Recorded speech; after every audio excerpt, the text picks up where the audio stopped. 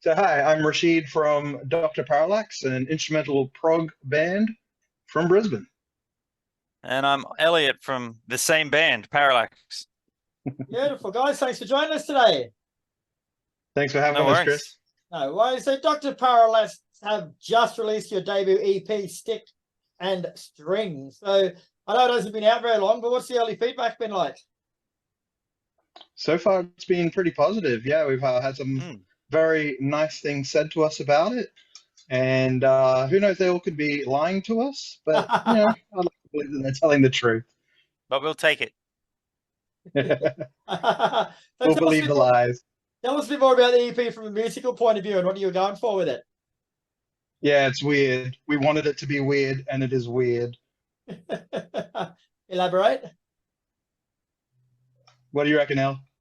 Not so much weird. I just think these songs were the ones we were most familiar with. And they were the most solid songs we had at the time, and it was time for us to finally record something. Yeah, and it was good to, I don't know, get them down,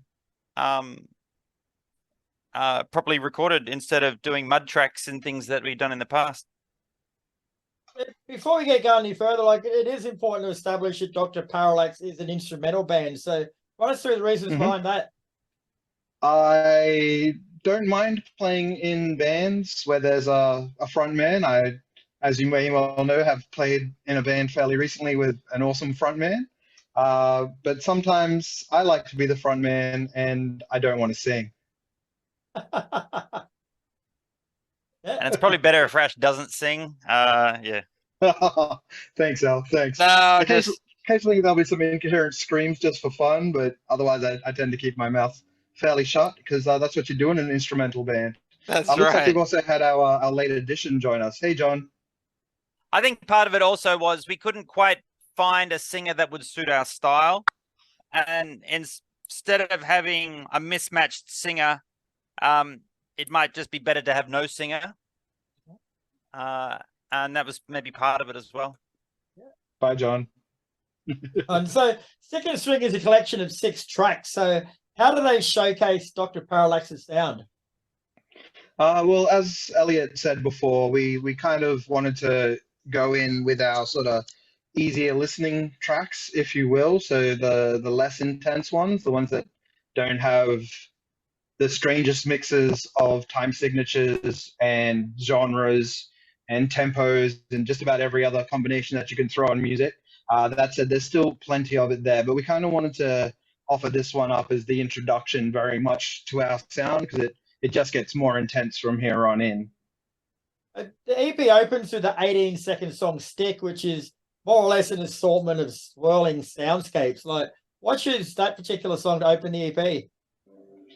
So the intro Stick and the outro String both composed by little snippets of the recording sessions. Okay. So there's little nods, not that you'd be able to hear them from the way that the effects and everything are put on it, but they are creations made from the creation of the EP. So that's where they kind of bookend the EP itself. So again, it's just kind of little touches, little gleams of what's to come and what was. The end of String is the start of Stick. So if you played it on a loop, it sort of flows back into itself like a circle. Rightio. Yeah. We've sort of touched on this before, but your music features erratic time signatures and tempos. So in the initial creative process, how do you come up with those eclectic mixtures and sounds? Yeah, we fight terribly. It's all fisticuffs. It's blood. John's the biggest, so he tends to win.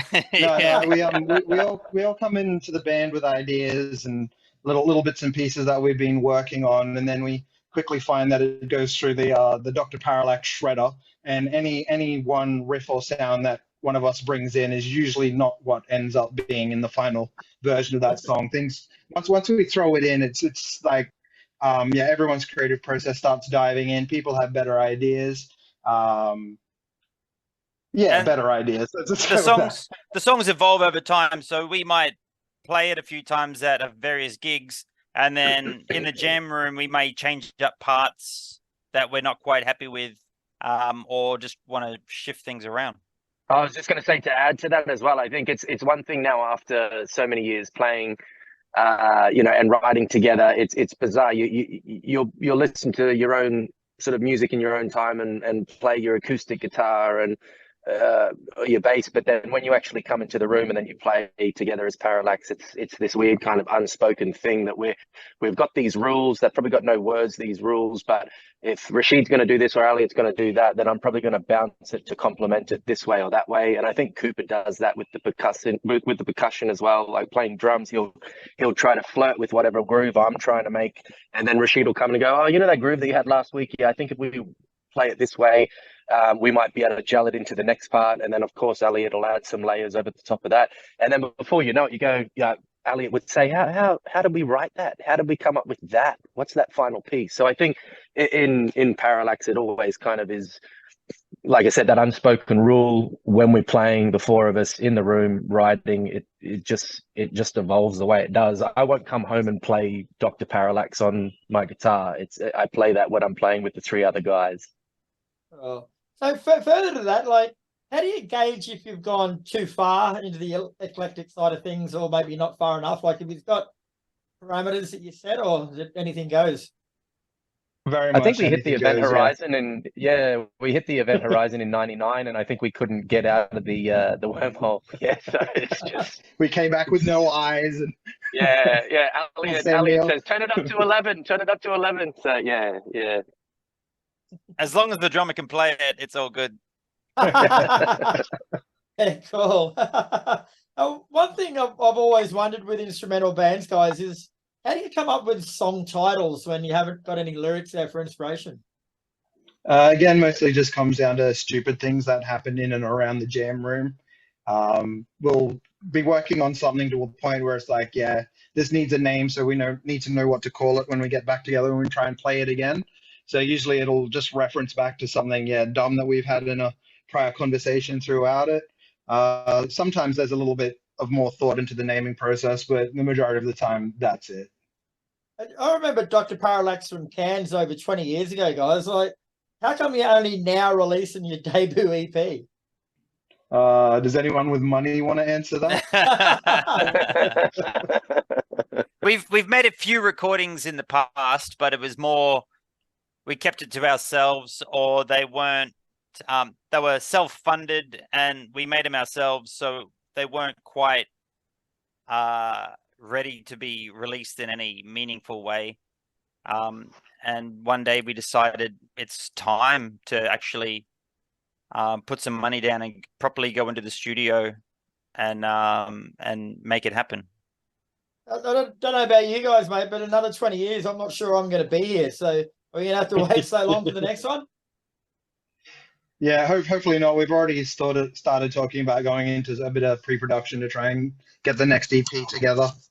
I'm keen to do another collection of 4 songs with a little bit of extra spice here and there in it. I think with our music as well, the less is better. Like when it comes to listening to it, I think give them a little, keep them keen, hopefully keep them wanting more. But then we've also spoken about perhaps getting a couple of EPs together and then combining it into maybe something that is a full length. But yeah, at the moment I'm pretty content just to keep sticking it to the 4 or 5 track length long extended plays. How do you guys feel about it? Especially in the era of digital media, Yeah. where back in the day you'd get a full album and you could sit down and play it, but now if it's everything streaming, you can cherry pick what you want to hear. So if you've got 3 EPs that are combined, it might as well be an album because it's just a playlist now. It's not necessarily a physical media that you would put in your CD player or something. So yeah, I think just time's forever changing, so it was having all the time in the world when we were all in Cairns, late 90s, early 2000s. You've got all this time in the world, and then we moved down here, and then we get a little more busy here, a little bit busier there, and then trying to get us all together to record something. I tell you, in 20 years, if one of us are dead, there'll be an AI version of Elliott, Rashid, Cooper, or Parallax, or John, and we'll just press play. And then, Yeah. He's still out of tune. He's still fucking out of Yeah. tune. But, I could just imagine with you guys though, mate, like after 20 years plus of being a band, I'm sure you've got a hell of a lot of originals. So how many have you got that aren't actually committed to disc yet, I guess? Well, we've got quite a few songs from the old era of Parallax, which was before, say, 2006. And then you've got the Brisbane version of Parallax. So there's probably 30 songs. Yeah, we just have to remember how to play them. Yeah. I think that's the thing when you sort of go back and you go, I forgot all about this song, you know, and it's fun, but yeah, 30. And then you heard Elliott saying the other day we had our acoustic tracks, which were renditions of original songs that were That's electric. right. You know, we threw them onto the acoustic and we had tabla drums with that. And so, yeah, to put it all in there, yeah, 30, 40. Yeah, about 30 Yeah, or 40. and then you know, yeah, and then Rashid's got his electronic versions, you know, of those things as well. So it just stems off into a bunch of different ideas. Hey, So what's next for Dr. Parallax? The EP's out now. You just got any shows or anything lined up? We did have a launch show lined up, but unfortunately, due to circumstances beyond our control, that it's no longer going ahead. But we are hoping to maybe do some form of celebration show for the EP early next year. So we're still working on the logistics for that. Okay, but in the meantime, Stick and String is out now. Where can people get a hold of it? It's currently available on pretty much all of your major streaming services. So you should be able to find it on your usuals, your Apple Musics, your Spotify's, your YouTubes, titles, etc., etc. We should have it up on Bandcamp by the end of the week as well. All right, guys. Well, thanks for your time tonight. It's been a pleasure chatting with you and catch up with you for a beer, hopefully one day soon.